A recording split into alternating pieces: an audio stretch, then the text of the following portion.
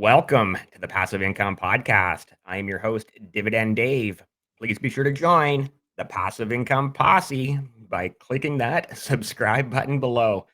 Super excited for this episode. Welcome back, Troy. Dividend Obsession on both YouTube and Twitter. Welcome back, Troy. Yeah, thanks for having me, Dave. It's been you said it's been a year, and that's pretty wild to think. So thanks for having me back. I'm excited to see where today's conversation goes. Yeah, exactly. So yeah, thank you so much for your time and appreciate you coming back. And yeah, it's crazy, right? I was looking back through the videos on my YouTube channel and it's like says 1 year ago. And I'm like, wow, it's been a year. Yeah. So what has changed in the last year? What is the same? So I mean it's been a lot. So I think I ended 2023 total bringing in I think it was like $973 in passive income, which is really cool. Just from That's up from dividends, like $900 for your annual dividend. yeah, and that's just my taxable account. That's not including my 401k or my Roth or my HSA and stuff like that. So like that's the account that I talk about most on the channel, just Right. because like I don't want to confuse people with like, oh, okay, like here's I have the goal to retire early, and I don't want to confuse people of like, here's my retirement accounts and what they're bringing in, and here's the account I'm going to use to retire early. So I just mainly talk about the retirement account or my taxable account, I should say. Right. So that account, yeah, I think it was like 973 that I brought in dividends in that one. I started like I said in the first conversation with you, I started like May of 2020, I think was my first dividend. It was that 1 cent from Sirius XM. And then I think that year I made $20.97 in dividends. Nice. And then the next every year it's gone up. It's like 132 and then 207, and then it was like 320, and then last year was 970 something. I'm looking at, probably hitting like 1700 this year in dividends, which is really cool. So it just keeps, progressively going up and up and up, which is what we're here to see. Yeah, that's awesome. And you're already just, 3 or 4 years into it, already starting to see that snowball effect and that compounding effect and Mhm. growing, which is Yeah. nice, right? Yeah, I actually have a thing. I talk about this in my interviews as well as just on a couple of videos in my channel, talking about like different ways and the importance of tracking your progress, especially in dividend investing, because it's not, a get rich quick kind of thing. It's the Um, best get rich slow scheme there is, yeah, right? yeah, definitely is. And like one of the things that I recently implemented, as I don't know, it was probably middle of last year, was a way to track the snowball. Like it's one thing to see like, okay, this January I made this, last January I made this, here's the year over year growth. Like that's I advocate toward I'm a big advocate towards that kind of stuff. But Right. one thing I did that's been very helpful and everybody I talk to thinks it's a great idea is I track how long it took me to make my first $100 in days. So my first $100 was 394 days. And then I've tracked how long it's taken me to make each subsequent $100. Right. So now I'm at the point where it's taking me anywhere between 17 and 25 days to make $100. So Like an eventually, additional $100 to your annual income. yeah, well, like it just didn't like not the patty, like quite literally, like if I get to like last month, for example, my monthly recap you can see on the channel. I was at $1,400 at the beginning of January. And then when I technically at the end of December, I was at that. So I did my January recap. I hit both the $1,500 in career dividends and $1,600 in career dividends in that account in the same month. Wow. So it was one of those things where, okay, like if I say I hit $1,200 in annual dividend or in total dividends in my career dividends in that account on December 31st, and then on January 10th, I hit $1,300. So I made an extra $100. Yeah. What's the time difference? Like how many days did it take to do that? And then the next $100, how many days does it take to do that? And that's a really easy way I've found to like see the snowball in motion. Like you can even put like a bar chart on that and say, oh, okay, it used to take this many days. Now it's taking this many, this many, this many. Yeah. And then like I'm getting to the point where probably some point this year, I'm gonna have to switch to tracking bigger number. Like instead of $100 increment, like how long did it take me to make my first 250 and then my Right. next 250 and stuff like that? Just to like it's getting to the point where it's like 2 updates per month where I'm like, hey, I hit $100 here and then I hit $100 here. Like it's getting too frequent, which is a good problem to have. I don't know if I've ever heard that term before, but I love it. Career dividend. Yeah, I track everything. Like it's annoying how much I track. It's fun to see all the stuff that I track. The problem is I have to update all the stuff I track, which is not the Yeah. fun part. At the end of the day, I'm updating that I'm making more money passively, so I guess it's a good problem to have. But Yeah, I track so much stuff, and like it was one of those things that I already had the information in there. So I was just scrolling through all my dividends that I've ever received, and I was like, wait a minute, how long did it take me to make my first $100? And it took me over a year to make my first $100, which goes to show you and anybody else out there watching, it's a slow burn. It takes a long time. It's all those 20-cent dividends and 16-cent dividends and 32-cent dividends. They all add up. Eventually, you'll get to $100. Right. And then it's just a snowball from there. That the next $100 happens a little bit quicker. And I think it's the Charlie Munger quote, like the first $100,000 is the hardest or whatever. Yeah. I like the quote, but in reality, it's the first anything's the hardest. Yeah. Like it's the first step, it's the first YouTube video, it's the first interview, it's the first $100 you make, and then it's the first $1,000 you make is really hard. The first 10,000, all that's hard. The second whatever increment is it gets easier and easier and easier as you go. Right. Yeah. I do just have to give a quick shout out here to today's sponsor of this video. A very special thank you to Millionaire Mentorship for sponsoring this episode of the Passive Income Podcast. Millionaire Mentorship with Abundantly Erica will teach you everything you need to know about options trading, from covered calls to cash secured puts and everything else involved in options trading. Millionaire Mentorship has you covered. Use the link in the description below to get started today. Which is kind of a nice segue to ask you, do you get into any types of options tradings, or are you just strictly a dividend investor at this point? Um, the goal in some amount of years is to start dabbling in some option stuff. I understand the super bait. Like I could tell, a 4-year-old about options to the point where I don't know, maybe that's even too hard because they ask a lot of why questions and I'd run out of answers. But like I could explain it to somebody that has no knowledge. But if more than, an hour's worth of information about options, you'd probably walk circles around me. But all that to say, I don't have 100 shares of any specific holding in my account yet. So whenever I do get there, I'm not opposed to starting that. And I want to do like, I'm not, because I do dividends, because we have the YouTube channel where we're making small amounts of money off of that. I'm okay with writing an option that is super unlikely to hit just to make an extra dollar a month off of something. Right. Like I'm okay with that until I learn, because I don't want to lose my shares or anything like that. So it's really like, okay, like really let's learn how to get this my strategy figured out. And I can start doing that just for some extra income, because I see some people, on Twitter or X or Facebook or whatever talking about like the options income they made. And a lot of that is, high risk, high reward kind of stuff, but it's Right. also, really cool to see, okay, you made, I think it's Jeremy that talks about, I made $3,000 in dividends and $3,000 in options this month. I'm like, that's wild. He made, double two forms. I mean, options arguably aren't passive, but two forms of passive income, so to speak, off of just pretty much the same stuff, which is pretty cool. Yeah. Yeah, it is interesting, and I sounds like I'm around the same level of as you when it comes to the options. Like I know a lot of the terminology and the concept, but I've never done it. It is definitely something I do want to learn more about. So, if anyone else is interested, definitely reach out to Erica and the Millionaire Mentorship Program. So, moving along, you did say something in there interesting as we were talking about the options, that you don't have 100 shares of anything. So that kind of makes me curious. How many positions do you have, and how are you focusing on building these different positions up to that 100 shares or more? Yeah, so I really don't, I have 11 so I'm just talking about my taxable account. I have 11 holdings, which some people say is not diversified enough. Again, going back to like our first 11 can be conversation. very diversified if you have in like if they're in 7 different sectors, that can Yeah, be yeah, extremely and that's pretty much what diversified. mine. The only sectors I don't own in my taxable account are communication services, because I don't personally like anything in that sector. And also real estate. I own a house and I own real estate in my Roth IRA. It's just not tax advantage to hold it in a taxable account, so I don't do it in there. But Right. I own something of every other sector pretty much. I think there might be one other sector I'm missing, but I don't have that one. But and my strategy, so that's another thing that's changed since our last conversation, is I do something I'm calling an active versus dormant strategy. So at the beginning, right now, the idea is at the beginning of every year, I have 3 metrics that I judge all my stocks by.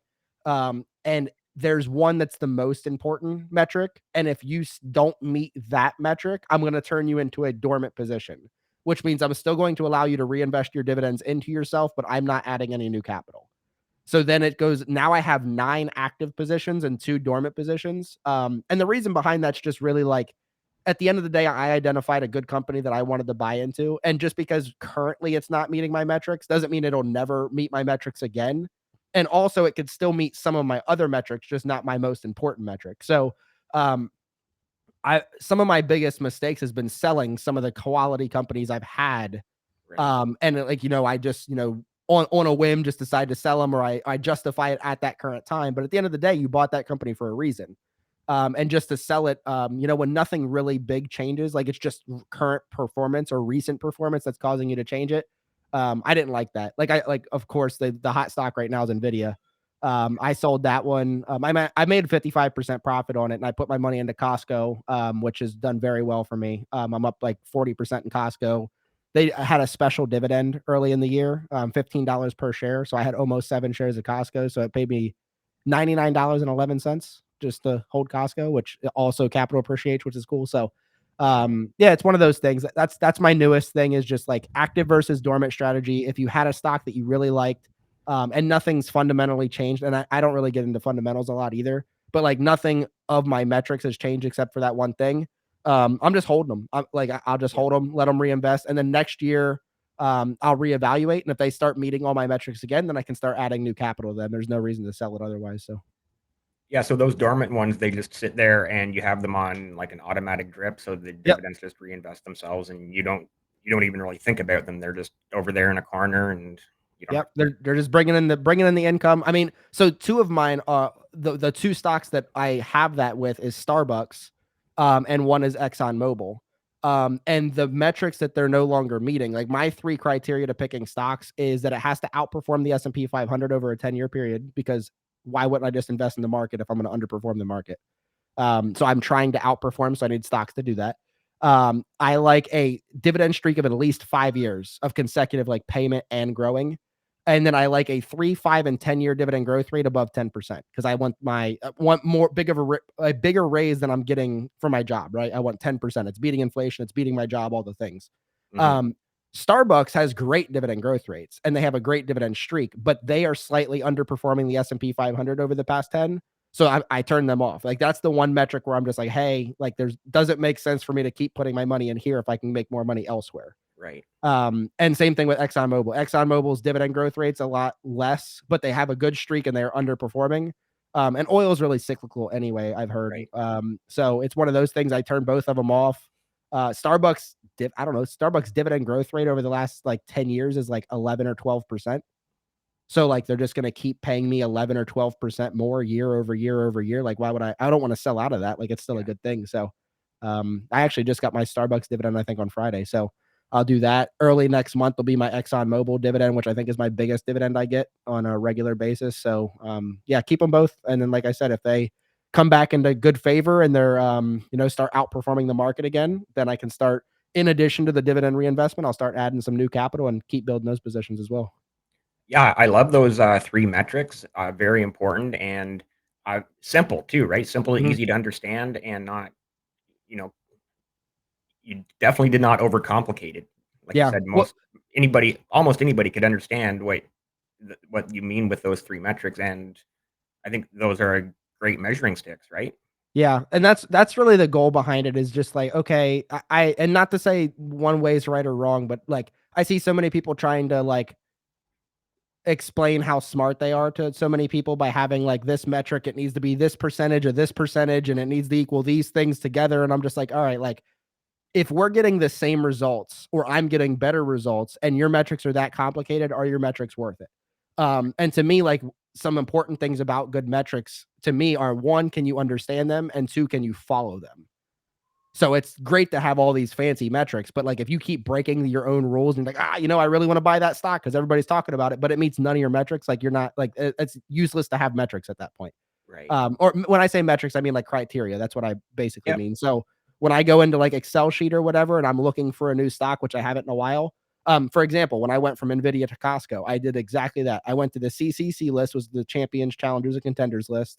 Every stock on that has a dividend streak of at least 5 years. So that's my first metric already crossed off. And I quite literally said, hey, I want a stock that has a 1, 3, 5, and 10-year dividend growth rate above 10%. That eliminated most of the stocks. And then I was like, I want a stock in this sector. That eliminated a good majority of the rest of the stocks, to the point where there was only 2 stocks on a list that started with like 787 stocks on it. And Right. I got it down to 2. And then I just did my research from there. I was like, okay, Costco is the winner. That's the one I'm adding. And so many times, in our space, I see people with like that try to have metrics and criteria, but their criteria is so loose that when they get done with their filter, they still have 137 stocks to filter through. I'm like, you need to increase the strength, or the I don't know how sticky your criteria is. Make it harder. Make it a more exclusive club. It's not an exclusive club. I know they say this at work all the time here. There's some people, when they send an email, they put high importance on every email. And we always say in the office, like, if everything's important, then nothing's important. Like, you can't, like, I can't put extra importance on something if everything you send me is high importance. So Right. it's kind of one of those things. If you set your criteria and every stock meets your criteria, then no stocks meet your criteria. It's kind of one of those things. Interesting. Um, let's flip to the other side of that ledger. We talked about the 2 that you've classified as your dormant, just keeping those aside in the back corner. And then it sounds like that would mean 9 that are more onto the active side of your portfolio. Let's talk about those. Yeah. So I have Apple. I'm gonna try to remember them all. I'm not going to. I have Apple, Microsoft, Visa, Pool Corp, NextEra Energy, Costco, Illinois Toolworks, APD, and I almost did it. Hang on. I'm gonna get through this last one. One more. Um, It's okay. You know yeah, what? I don't remember. As we're talking, it'll come to you somehow. Yeah. Apple and Microsoft, great Mhm. companies. Yep. Obviously, everybody, not everybody, not me, but so many people have their iPhones and their Apple Watches, and now you're seeing just a plethora of YouTube videos with the Apple Vision Pros, and I mean, you can't really say enough good things about uh, Apple as a company. So, um, I guess, yeah, let's just talk about maybe those 3 metrics and criteria, and how Apple and Microsoft, because they're right there in that same space, right, have stayed in your active side of your portfolio. Yeah, so I mean, really, it was like I said, I have my criteria, and this is like, to me, one of the most important things about an investor is like understanding your goals, your timeline. Like, that's really important. Like, what do you want to hope? Like, we're all dividend investors on here, or passive income investors. So we are trying to build the biggest version of passive income that we can. To some of us, that's going to be our source of early retirement or retirement in general, where 100% of our living expenses are going to come from this portfolio. And to others, it's going to be a supplement to our retirement, or whether it's retirement accounts with work or whatever. And to some of us, it's just going to quite literally be, hey, my passive income portfolio every year is going to pay for me and the family to take a vacation. You're Right, just going to get 3 or 4K in dividends every year, and you get to go to Disney World every year, and it's paid for by your portfolio. Like, there's different levels to it. It doesn't need to be like whether you're starting early or late. Like, you can set all kinds of different goals, but it is important to have that outlined. right, Like, mine is to retire the wife and I off of the dividend portfolio. So like, we are, the top tier of what we want our goals to be. Like, it's the most aggressive. But with that being said, my criteria, I have the list of importance, which is new to me this year, is where, like, okay, here's all my criteria, but there's different levels to the criteria of like which one's the most important and why. And like I said earlier, the most important to me right now is outperforming the market. Because like I said, if I'm going to take time to pick all these stocks, I'm going to underperform the market. Like, I could have made more money by doing less work by putting it in the market. yeah, you just buy an VOO. ETF or index fund that Yeah, covers the exactly. Your entire market. VOO, your SPYs, or whatever like that. And like I said, it's less work. It's literally just buy it, set it, forget it, move on with your day. Save, several minutes or hours a day instead of stressing over, whether so and so is going to beat earnings. Like, you don't need to worry about that. Um, my second most important criteria is actually the dividend streak. So I like my dividend streak to be above 5 years, because to me, especially 5 years, like, that's one I picked a while ago, but now it's a really good measuring stick, because in the last 5 years, I've been on Dave's channel twice. No, that's not important. But in the last Yes, five it is. years, It's very yeah, important. well, not for like the economy. I would hope that I'm not that important to the economy. I don't spend that much. I'm pretty frugal. But anyway, so like, I've been on Dave's channel twice. We've had COVID. We've had the great recovery, if you're going to call it that, from like late 2020 into all of 2021. Then we had correction in 2022. Then we had supposedly a recession in 2023 where we were up 24%. Yeah, So it's nobody like all saw it. these It was an invisible recession. Yeah, exactly. Yeah, the recession that never happened kind of thing. But hey, they always say bears are never wrong, they're just early. So that's the phrase right there. They're just going to keep making doom and gloom predictions until eventually they're right and they're like, "See, I told you." I'm like, "Yeah, but what about the 7 years before this when you said we were going to have a recession?" But anyway, so we've had all that different stuff just in a 5-year period. So like to me, and obviously I prefer ones with like longer and longer streaks, but at least 5 years you've had all kinds of different head and tailwinds pushing you up, pushing you back, all the things. And you've still demonstrated the ability to not only pay your dividend, but grow your dividend as well. So that's the second most important. And third most important is that dividend streak, or not the dividend streak, the dividend growth rates, which is where we get into talking about what you were talking about with Apple and Microsoft. I think Microsoft meets it for a couple of the years, like a couple of the sections that I'm looking for, but Apple doesn't. Apple's like 6 to 8% dividend growth rates, I believe. And so therefore, it doesn't meet that last criteria, but it is outperforming the market. It's paying and growing its dividend year over year, and it's still giving me a dividend increase that outperforms inflation, Right. which is obviously if I was underperforming that, then I'm not even keeping up with that. So um, that's why I keep that one stayed on the thing. Like I said, I have I don't know, of my 9 remaining stocks that are in my portfolio, or not remaining stocks, my 9 active stocks in my portfolio, I'd say 5 to 6 of them actually meet all 3 of my metrics.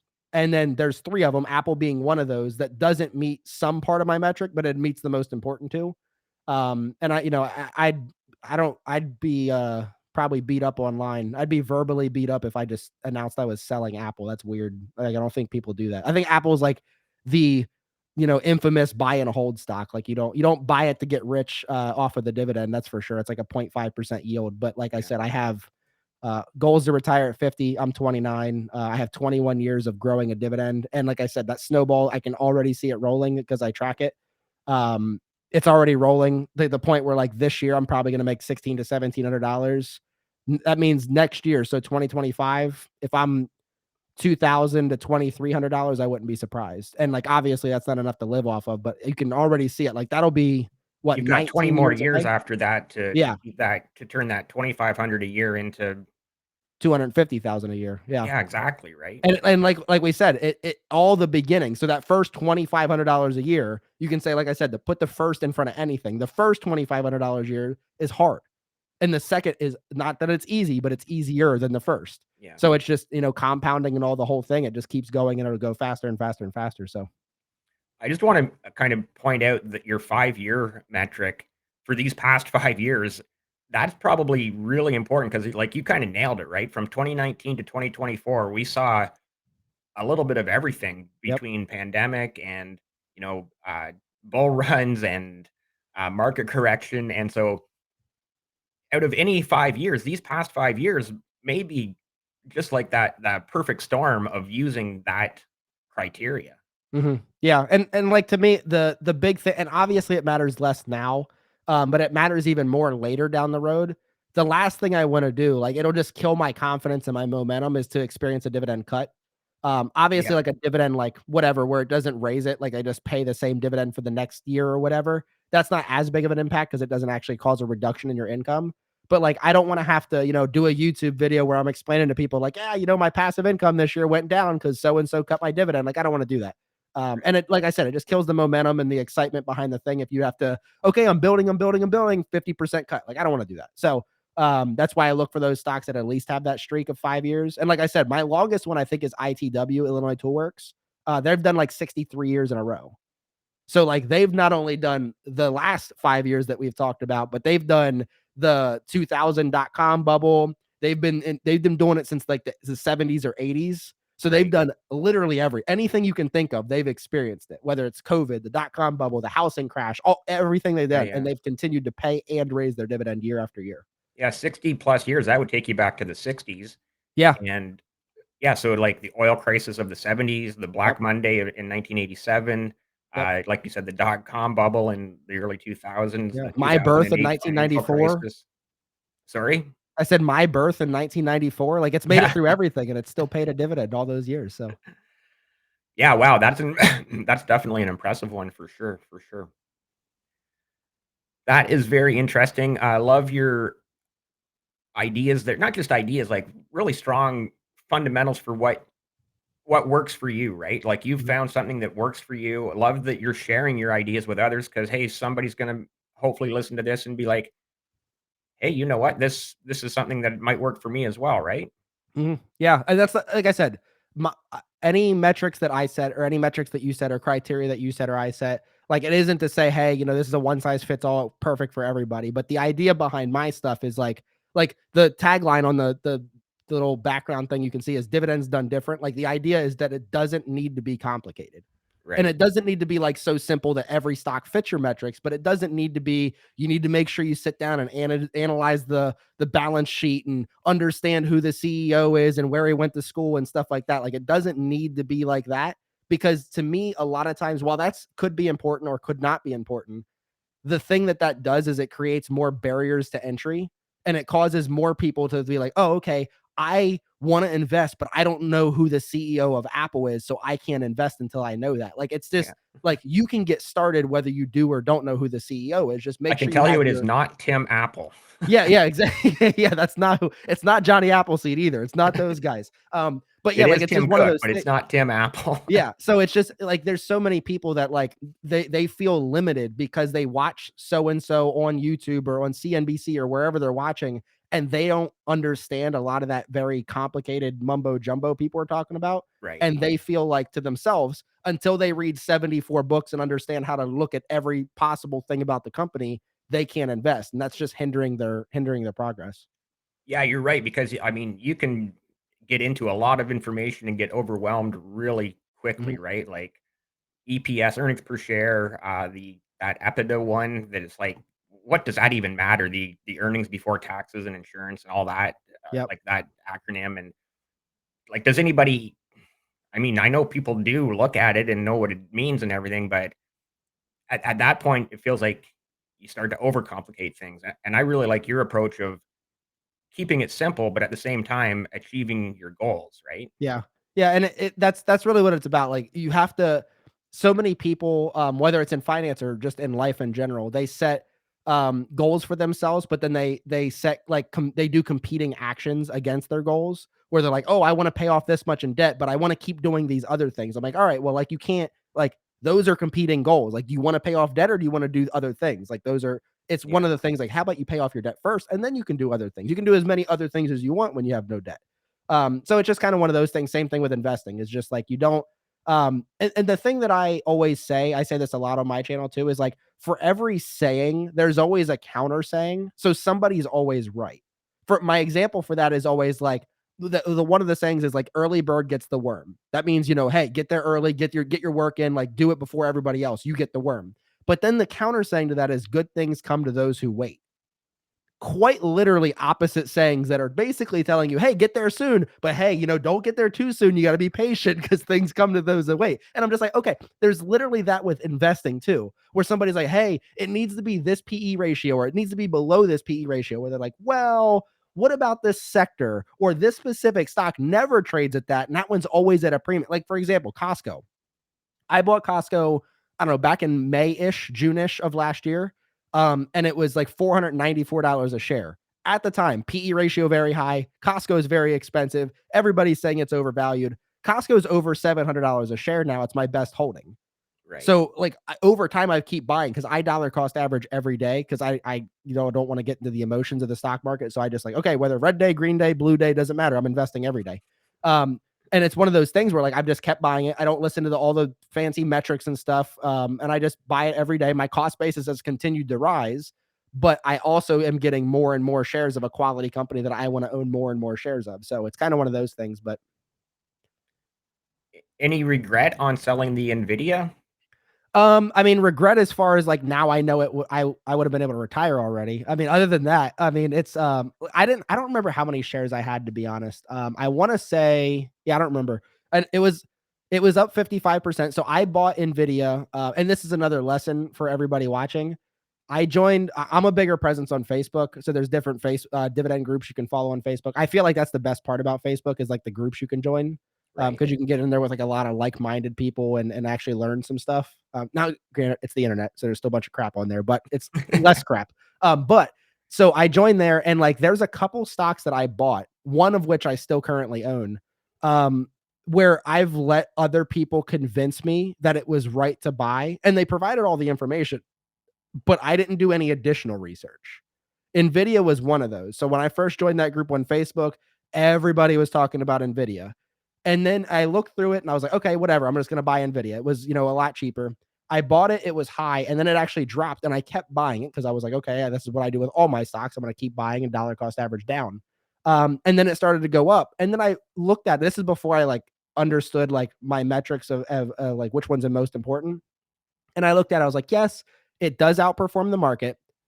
It doesn't raise its dividend year over year, so it has no dividend streak, and it therefore it doesn't have a dividend growth rate because I think it's like 4 cents per share per quarter, so it's 16 cents a share per year. Mind you, that thing's over $700 now, and you're going to get a nice 16 cents a year for owning one share. So Yeah. don't you're not retiring off of Nvidia, definitely off the dividend at least. Not off the dividend. No. Yeah, I mean maybe off of capital appreciation, but then you got to sell it, which is no fun. So it's one of those things like if Well, it I is would have. fun if you bought it at $38 and sell it for $7.70. That's a lot Yeah, of fun. I mean, yeah, that's good. Yeah, and then you'll. But then like the thing that's cool about dividend investing versus like growth investing specifically is just like the fact that we get to reap the rewards of buying and holding, all while keeping our stock and still making money off of it in Yeah. the meantime. Where like growth investors, say you buy, Netflix or Amazon or something, yeah, it might go from $100 a share to $200 a share, and if you own a bunch of shares, you can sell that. But then you no longer have any of that, or you have less of it than you used to versus like, us with, any stock that I own, like Visa, Starbucks, whatever, I buy it, it goes up in value, and I'm getting dividends while I wait, which is great. So it's one of those things where had I owned Nvidia now, and you grow and change as an investor. So had I owned it now, I would have just turned it off. Actually, I don't know. I probably wouldn't have turned it off either because it does outperform the market. That's my most important metric. So I would have kept it. But you live and you learn. And then one thing I always like to say on my channel and in my interviews is like, it's more important than the mistake you make is what lesson did I learn from it? My lesson learned from it is like a lot of times selling stocks is like my worst mistake because I identified those as a good stock I want to own anyway. And you just like, at the end of the day, like I turned it into something that's also good for me. So it's not really, investing's never really right and wrong answers, in my opinion. Investing's just better and worse answers. So like that's one thing I've noticed over time. It's just like, okay, like this is a good investment, but this was a better investment. Like, how do I get on the side of better investments instead of good investments? Interesting. And okay, so we have talked, or you've mentioned your YouTube channel many times. So I'm going to pull it up here quickly. And of course, I will have this link in the description below as well. You can find Troy on YouTube at Dividend Obsession. And I see you are also doing very similar format to me with you're calling them dividend discussions. There you see things Captain Tom and Jay. So shout out to you here on YouTube. Just shy of 1,800 subscribers. So definitely go and click this subscribe button, as you see, which I've done probably a year or more ago. So yeah, definitely. Let's talk a little bit about your YouTube journey and growth and how that fits into your uh, lifestyle and portfolio and sort of everything about that. Yeah. Yeah. So one, thanks for remaining to be subscribed. That's pretty cool. I And I then could two, just click on subscribe right yeah, now. if I go and check my thing and I see one more subscriber, I know you did it just for the video. But either way, I appreciate it. I appreciate the shout out on it. The shorts, I haven't done a short in a very long time. I don't know. I can't keep focus. Ironically enough, I can't focus enough to do shorts. Right. Okay. So Fair enough. but yeah, so the YouTube channel, it's been really cool. I really started the channel because I thought everybody in the world wanted to hear me talk about dividends. Plot twist, that's not true. Like people don't Nope. really care. Yeah, Not people at don't all. care about what I think about dividends. So I've really had to adapt over time. Like thumbnails, I don't know if they look good to anybody watching. I feel like I'm off with thumbnails and titles, which is a giant part of what we do on YouTube. Right. Um, and it's just really hard. Like you don't want to put a lot of words on the thumbnail. You want to keep the thumbnails short, but they have to be catchy, but then they can't be clickbait, or I don't feel comfortable making a clickbaity thumbnail. Right. So it's just They've all kinds definitely of stuff. improved. Look at these from a year ago, talking about the thumbnails. And then you scroll back up to like more recent, and yeah, definitely an improvement, right? Yeah. Yeah, and I've tried to, like, put my because, like, I'm on the camera all the time in my videos, so I really try to, like, make sure, like, oh, okay, when people watch my video, they see me and they wanna see me on the thumbnail, that way they're like, "Oh, I remember that guy from that last video I watched, I wanna click on that." So, I'm really trying to get, like, a format down with the video as far as, like, the text on the video, like, all the dividend discussions are gonna be me with the microphone that I'm not really holding, so that's editing if it doesn't look great, that's why. So I hold the microphone. I just started putting the person's face on there, just because, like, it's their chance. It's their video. It's their moment of fame to get on there and actually talk about, whatever we're talking about. In my sometimes 2-3 hour interviews, which are very fun to watch. I always say for the interviews, and probably the same thing for you. So most of the time, I don't. There's nothing to show in my interview. The only reason that we're on there is so you can see our pretty faces. It's really a big listen thing. So, like, the idea behind my interviews, at least, is just like put it on while they come out Sundays at 10 o'clock Central Time, so 11 o'clock Eastern Time, AM, that is. And the idea is like, okay, on the way to go get groceries or on the way to do your mowing the yard or whatever, put on YouTube, put on the interview, put it in your pocket, get your stuff done. You can learn about dividends, you can learn about passive income, and same thing for yours. Like, you can do the same thing. Put Dave's passive income podcast in your ears, put it in your pocket, just keep it open, and just get your knowledge about the dividends, the passive income, all the things. So that's the idea behind those. And really, the channels just one help me grow as far as like sticking to something, because the grind to get a YouTube channel monetized is one of the hardest things I've ever done, actually. Yeah. And it was just like, okay, um how can I continue to grow as an investor to provide people more and more valuable content, whether it's the dividend discussions, whether it's my separate interviews, whether it's my Power 5 series that come out on Friday. Like, it's just different things growing. I do something, like one thing different in every video, and I just try to, like, whether it's a little editing technique or putting this thing in there, or adding a sound effect to this thing that didn't used to have a sound effect, or whatever it is. So that's been fun. And then really, over the course of time, I've actually thought about making my taxable portfolio a lot more simple and just doing a couple ETFs. But that'd be very boring for the channel if I'm just like, hey, we didn't get any dividends in January because it's January and all my ETFs pay out in March. So come back next month and I'll tell you the same thing. Like, that wouldn't be fun. So I do, like, the individual stocks. I get the updated criteria, keep that moving, educate people on how that works. And just, my successes, my failures, the whole 9 yards. So Right. that's been really fun, and the interesting parts of the channel. I'm going to say something that I know you will agree 110% with. So when you see on Twitter someone post, "Oh, here are 7 ways to make passive income," and number 1 they list dividends, then number 2 they'll say real estate investing, and then number 3 they'll have maybe options trading, number 4 whatever. And then somewhere in that 7 they have create a YouTube channel. And as soon as I see that, I'm like, if you think a YouTube channel is passive income, that tells me you have never had a YouTube channel. No, it actually, Dave, you're wrong. I agree with you 111%. That's why, like, it. So for reference, and this isn't like a pity party, woe is me kind of thing. To get my YouTube channel monetized, when I just got monetized, so YouTube has a threshold. You have to make $100 in order for them to send you a check, which when you first get monetized, you're making 30 cents a video, 30 cents a day kind of thing. So it still takes forever. But all that being said, I made a YouTube channel where I put out at least 2 videos every week for almost 2 years straight, just to get monetized. Because I got monetized on January 5th, which is my son's birthday, and January 30th is my 2-year anniversary on YouTube. So it almost took me 2 years. Yeah. And that was before I even got monetized. I haven't made any money still. And here we are, the end of February kind of thing.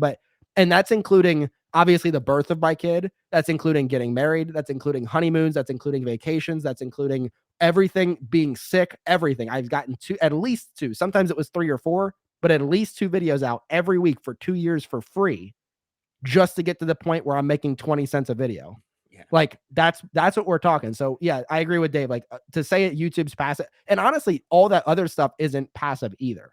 Like, options trading is not passive. Like, you have to research the stock. It's more semi-passive, or same with real estate investing, semi-passive. Yeah. And then even dividends, you're right, you have to spend some time, but Yeah, Of and yeah, all of like them, I would say the dividends, I feel dividend like is investing is probably the most passive. yeah, I feel like dividend investing is the most passive, other than like writing a course or a book or something like that. Because you have to do the initial work. Same thing with dividends, you have to do the initial work, but then once it's written, it's there. And same Well, thing, and I there's guess, the with you. argument for the YouTube channel is like, well, somebody can always go back and watch your older videos. And Yeah, sometimes they do. Like I do get a few clicks on older videos. And so yeah, you make a few cents here and there. And I guess that is sort of the passive income side of it. But if you're not pumping out new content, like you said, basically on a weekly basis, the YouTube algorithm is gonna drop those off and they'll never be seen again, right? yeah, it's and like that's one of the more annoying things is I just wish YouTube would like tell us the algorithm. Like, make it visible. Obviously, there's a bunch of channels that pretend they know what the algorithm is, and then, like, one time they're successful, one time they're not. Really, like, the algorithm for them is pretending they know what the algorithm is, because then everybody else is like, "Oh, I wanna see what the algorithm is." That's their hack, is, like, they don't know what they're talking about either, but you think they know what they're talking about, Yeah. so they get more views. Like, that's really what it is. So it's like, that's the annoying thing, because like, I have videos I've showed it to my cousin, because my cousin was trying to start a YouTube channel. We actually started around the same time, and he doesn't do it anymore. But it was one of those things where like I'll have a video, it's going up 100, 200 views. I'll go to the gym. I come back, that video's got 800 views in like a 3 hour period, where it was like a whole day where it was like 100 to 200. And then just out of nowhere, like 2 days after it's been published, it just shoots up. And I'm just like, I didn't post about it. I didn't share it. I didn't do anything special. It just randomly caught the winds of the YouTube with the I don't know what it did. I don't know. But Yeah, anyway, it yeah. just goes up and does its thing. And I'm just like, I don't like, it's hard for creators like yourself and myself. It's like, it's just really hard to like, okay, what do I like? What kind of content do I need to put out there? Like, it's hard. And especially in finance, a lot of people are like, oh, look at your demographics. Like, is it male, female? How old are they? With investing, that is useless. Like, it doesn't matter whether you're a male or female. It doesn't matter if you're 55 or 25. Like, you can have a 55-year-old that just started investing. You can have a 25-year-old that's been investing for 7 years. Like, Right. so those demographics mean nothing to us. Like, it doesn't matter whether they're in Canada or the US. It doesn't matter. So like, that's even harder for finance channels, because we can't use that, where it's like, okay, if you have a channel and you're talking about like unboxing, and 94% of your videos are attracted to females in the 16 to 24 range. Oh, like, okay, maybe you do some stuff that 16 to 24-year-old females like. But investing, you can't do that, Right. which is, to your point, makes it even harder. So yeah, I don't like those posts. At the end, I'm not really big on X. One of the things I will say as a negative as far as X is, since it became monetized, like people been verified, I feel like there's a lot less valuable content on X, and it's a lot more people just asking random questions that nobody cares about. A lot of engagement farming there. Yeah. I am letting the ticker run here at the bottom. We're trying to get to 100,000 subscribers on both of our channels because we want those silver play buttons, right? So be sure to subscribe here on the Passive Income Podcast. And like I said, the Dividend Obsession channel will be linked in the description below. So go over there and check out Troy's channel as well. Awesome thoughts about YouTube. I'm also you just did mention Twitter, so I'm gonna just quickly pull that up as well, where you can find Troy on Twitter, X, whatever we're calling it. Who knows what we're calling it these days? You But you can tell I'm not on. I don't even have my age updated on there, so there's that. yeah, at Div Obsession, definitely give Troy a follow over there on Twitter as well. But I definitely understand what you're saying. I am still very active on Twitter X, but I agree with you 100% since the monetization. It it seems like I said, there's a lot more engagement farming, just people trying to get the impressions, getting enough impressions to be monetized. So it is what it is. And then also seeing a lot of people's monetizations being taken away from them. I've got thoughts there on why that has happened. And actually I didn't even know that was a monetization thing. coach, pardon me? I didn't even know that was a thing. Yeah, yeah. So there's another really good account, monetization coach, that tweets quite often, well, daily about what's happening there with that. So yeah, some people have had their monetization taken away, and there are and Twitter is not giving them any good reason for it. So Hmm. yeah. Yeah, that's not fun. Yeah, I don't know. Like, I don't know. Maybe if I, do well enough at the YouTube thing where I can turn it into the full-time job or something, I can start like really doing the other social medias. But like that, so any social media I have, as far as like the Dividend Obsession Facebook page, the Dividend Obsession Twitter, I have a TikTok that I haven't been on in forever, where I was trying to do like shorts and stuff on there. Same thing with Instagram. It's just so much to like, hey, spend 2 hours researching for a video. Hey, spend 30 minutes recording it. Hey, spend another 2 hours editing it. Spend another 30 minutes doing the thumbnail. And then when the video is posted, make sure you go to these 8 different websites to post a link that everybody can see. And one other thing I've noticed about Twitter is your engagement on your post gets severely muted when you post a link out to Yeah. another website. So it's one of those things where it's like I don't even bother posting about, or at least sharing the link on my Twitter, because it's just like, okay, like I can post it, and like I'm not famous on Twitter by any stretch, so like I might have a post where it gets 150 views or whatever on it. But if I post a link, I'm getting like 7 views. I'm like, I've seen it 7 times. Like, why? Like, Yeah. I know other people should be able to see this. Like, I see it all the time. So, yeah, I don't know. I don't know. It's just the algorithms of all these things are that's one thing I hope AI can help us figure out, is that we can just, ask AI in a couple of years, but hey, what's the YouTube algorithm? And like give me a little I mean, it can't be worse than the videos that people pretend to know what it is. So Right, and I would say it's probably not just Twitter. I would think Instagram and the other social medias too, they want you to stay on their platform, so when you mhm. post a link to YouTube, they don't want you to go to you and YouTube's the same. YouTube wants you to stay here on YouTube and not go over to Twitter or Instagram or TikTok or wherever else. All of these social media platforms want you to stay on their platform, right? Yeah. Yeah, it's I mean, I get it from the money perspective and the, the company's perspective and stuff like that, but it's I don't know. To me, the companies already have a ton of money, and like if I'm trying to use social media to market something that I'm trying to build, I feel like it's just a little crappy of these companies, whether it's YouTube or Instagram or whoever it is, like a little crappy of them to say like whether they're going to show something that, if people are following me, or people are subscribing to me, or people are whatever people do on Instagram, I don't know, follow, I guess. Yeah. If you're doing all that, you want to see stuff from that person, whether there is or isn't a link from it. So I feel like it should just kind of be like open source. Like if I want to see what Dave's talking about, whether he's posting a link to another website or not posting another link, I want to see all his stuff, not whatever something determines I should or shouldn't see. Yeah, I agree with that sentiment a lot too, like, that it's very frustrating, my Twitter is growing, I'm over 6,400 followers, but yeah, most of my tweets will get 400 impressions, and you're like, "Well, those other 6,000 people followed me for a reason, and they're not seeing it." Yeah. Right? Like Yeah. I see, like, I don't know how Twitter works exactly, but like I see a lot of posts from people I don't even follow. yeah. And then like there's a bunch of people I do follow and I don't see anything from them, but it's just I don't know, that stuff's weird. And then it's I mean, you've made it on Twitter though, because you get spam accounts. That's how you know you Yeah, did I've it. had 2 now, 2 copy accounts, so yeah, that's, Hey, cheers to congratulations. me Yeah, right there, yeah, like you're doing it. Yeah. That's I saw you post the other one the other day, because everybody I think always makes fun of you for eating like French fries and tater tots for dinner. So yeah, you posted like a steak and a salad, and so like you had a spam account retweet your steak and salad. I was like, wow, that's pretty impressive. yeah. Like they also ate a steak and salad. That's pretty cool. Yeah, it was the exact same picture, it was my picture for crying out Yeah, loud. they even put your same emojis on their little handle thing, however that works. Yeah, yeah. Like the leaf and the Canadian flag. That's pretty cool. Alright, moving, on from social media, I feel like we kind of, beat that one to death a little bit, but, um, circling back to, I guess, the stock market and investing, is there anything else you wanna talk about before we wrap up? I see we're already at 50 minutes, and I know we could keep talking for hours. Don't wanna keep you all day, but I do wanna kinda get your thoughts in closing if we missed anything that you'd like to just, go for.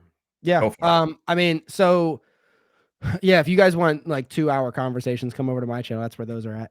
But yeah, so And 3 hours. yeah, and I have a 3 hour one coming out. So that we're recording this on the 24th of February. So the 25th on my channel at 10 a.m. There's a 3 hour conversation that you guys get to bless your ear holes with. So yeah, as far as like the market and stuff like that, honestly, like if I could give tips to anybody, if somebody's watching this today and they're starting brand new, this is one of the things I talk about in my dividend discussion series is like, if you're starting, you're brand new, you have no care in the world. Like if somebody's watching, or if you're going to show this to anybody that doesn't invest, my not financial advice is get started with an ETF, VOO, SPY, just something to track the S&P 5. You can do VTI if you want to. I just like the S&P 500 better, but you can do that.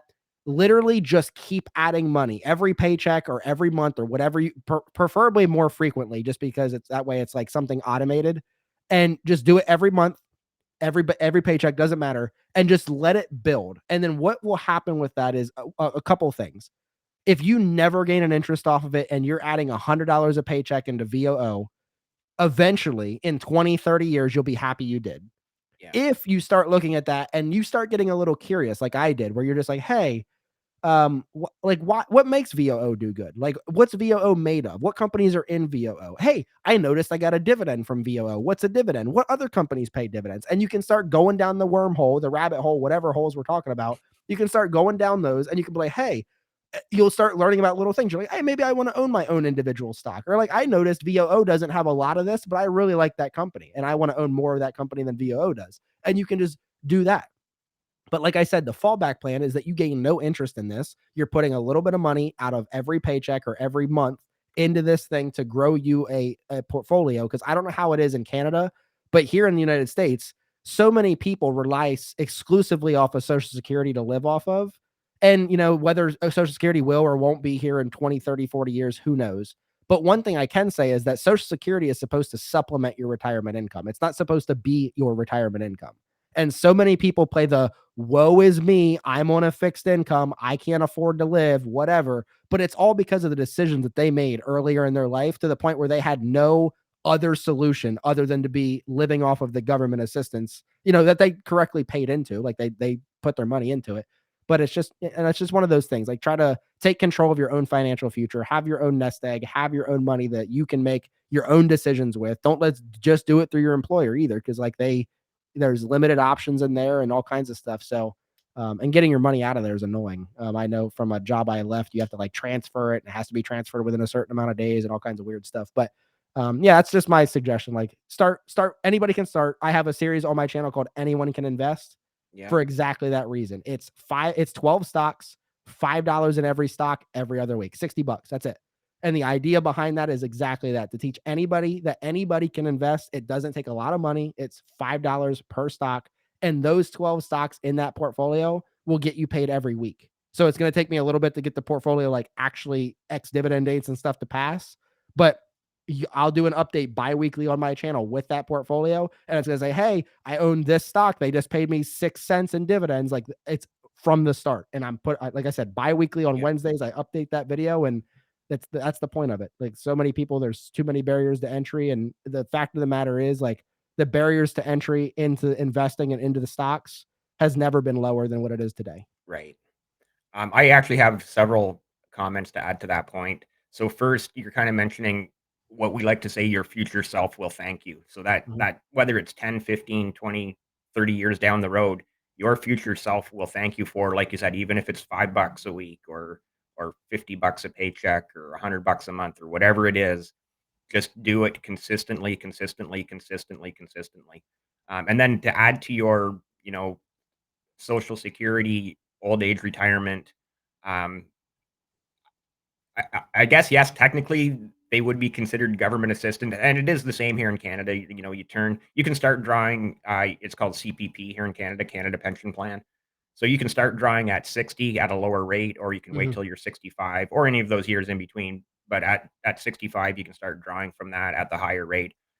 And then there's also another one called OAS, which is old age security. So between those two, they are not enough to live on in retirement.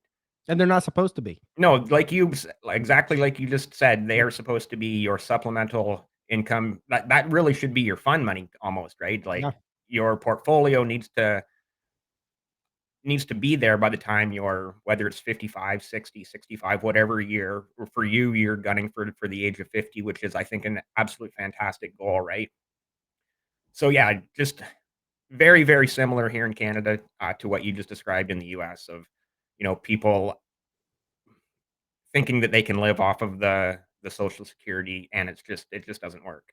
Yeah, and like you said, it's like people quite literally don't understand the term supplemental. It's like that. Like I'm really big into like the fitness scene, and people take supplements thinking that they can just take this capsule and then grow 20-inch biceps. That's not how it works. It's in addition to. That's literally what supplemental means. So when you Mhm. have supplemental income, it's in addition to whatever else you have. Not this is exclusively. And like I said, the thing I just don't like is like at the end of the day, a lot of times there's nothing I can do about it. But like I don't like when people take the victim approach because they did nothing about helping themselves earlier in life. And Right, now they're like, woe is me. I only have this little bit of money to live off of. I'm like, well, that wasn't the intent of the money in the first place. right. So, like, and like, there's so many people like I know personally, like, hey, what do you know about investing? Or hey, do you invest or whatever? And they're like, oh, I don't know anything about investing. I'll worry about that when I'm older. I'm like, that is the problem. And like, That is the obviously, you huge can't problem, yeah. yeah, I can't go back to when I was 18 and tell myself everything I know now. But that's the idea behind your channel and my channel is that there's somebody that is young that's watching it. It takes so much less because you have so much more time. The Yeah. more time you waste, the more money you have to invest to get the same result. And it's just, I don't know, it's one of those things. So it's, I have a video that I'm going to be trying to figure out how to do. It's talking about exactly that, where it's just like the idea of like how much a year costs Right. kind of thing where it's like, hey, like get started now. It doesn't have to be a lot, just getting started. Don't wait until you're 55. Like, I'm thinking about retiring in 10 years. I should start investing. I'm like, yeah, you should. And you should have also started 25 years ago. But like, yeah, you can't get that time back. So you have to make up for lost time by investing lots and lots of money. So Yeah, exactly, just quickly again, a shout out to Abundantly Erica and the Millionaire Mentorship. Thank you so much for sponsoring this episode of the Passive Income Podcast. Troy, thank you as well for being a guest. Oh, just to add to your final point there, when you're saying like kind of just get started, just get started. I'm sure you've heard me say it many times. I call it my Moneyball reference, the old movie with Brad Pitt and Jonah Hill, Moneyball. Just get on base, mhm. just get on base, right? That's all they cared about in that movie. Like that's how they built the baseball team. Just get on base. You don't have to hit home runs. Like you can't be a leadoff hitter and hit a grand slam, right? That's not the way it works. So just get on base. Kind of going back to your other point of just get that $5 a week or $50 a paycheck, whatever the amount is, just get started. Yeah, it is really important, and I mean that's really the big takeaway that you should get from these interviews. In addition to like what mistakes I made, why I made them, is those mistakes, other things I do or Dave does or whatever. It's just really about like getting started. You can't. And the last thing I'll leave you with is like I always say, you're going to make mistakes, and the idea behind my series and your series is that you can learn from other people's mistakes and they don't cost you money. But Right. if you do have to make mistakes that cost you money, you want to do that when you're new because a 10% mistake on a $100 portfolio is $10. But if you wait until you have a ton of money to throw in there and you still know nothing, a 10% mistake on a $100,000 portfolio is $10,000. Right. It's the same mistake for it's the same percentage, but the value is so much different because you're playing with bigger amounts of money. So it's almost better to get started with small amounts of money and take your lumps and learn your lessons, but you're learning lessons at a lot smaller values than you would be if you waited until you're 55 and you have an extra $3,500 a paycheck to throw in the market. Like you start taking mistakes there, the same mistakes you would have taken 20 years ago, but now it's with bigger money. So Yeah. That's another great point. Like yourself and everybody who has been a guest here on the Passive Income Podcast, I've learned so much just talking to people. mhm. And yeah, and if I've learned, that means hopefully the viewers have also learned and helped somebody, whether it's helping them get started, helping them avoid a mistake that someone else made, helping them understand that, like you alluded to earlier, right now is like the barrier to entry has never been so low. Like literally, you pick up your phone, you download an app, and away you go. Right? You can do it with $1. Yeah. Literally $1. You can buy any stock that, well, at least most brokerages offer fractional shares. Right. And whether it's Berkshire Hathaway that cost hundreds of thousands of dollars a share, or whether it's a penny stock, which I don't recommend, but anything in between, you can use $1 and buy a part of a share, and you're off to the races. You can Yeah. do $1 in VOO, and I know it costs 400 and something dollars a share, but you can own a small piece of VOO. And when it goes up 3%, you made 3% on your $1. Like that's how it works. Yeah. Awesome. I'm going to just give one more shout out here. Passive Income Posse, receive a free Passive Income Posse. Turn that cash register around, coffee mug, with any purchase over 100 Canadian dollars before taxes and shipping at buyinvestingshirts.com. Use code word Posse for a 5% discount on your purchase, and that link is also in the description below. Troy, you need a Passive Income Posse coffee mug. How about an invisible water cup? How about that? Yeah, that's pretty good. I don't drink any coffee, so I would just put water in it, and then I'd have to fill it up more often because I'd have a smaller cup. I do have water in this right now, actually. Yeah, there you go. Yeah, I have this. I have a protein shaker, also not sponsored by anything, but yeah, Dave, it's been a blast. It's been a pleasure for volume 2.0 of our interviews. Yes. Here's to volume 3.0 and 4.0 and everything else. And getting you on a live stream, like I mentioned before we started recording, the live streams are so much fun to just have a discussion around, like, well, I call it the round table, myself and 3 guests, and then you get some great engagement going in the chat Wouldn't that as be a well. square table? Well, it's technically a square table, but I like the expression is round table, right? Yeah. How many people make up a round table? That's I don't know. I guess it depends on how I guess you got big some the Twitter table is, research right? to do. Yeah, you better ask Twitter, get your engagement up.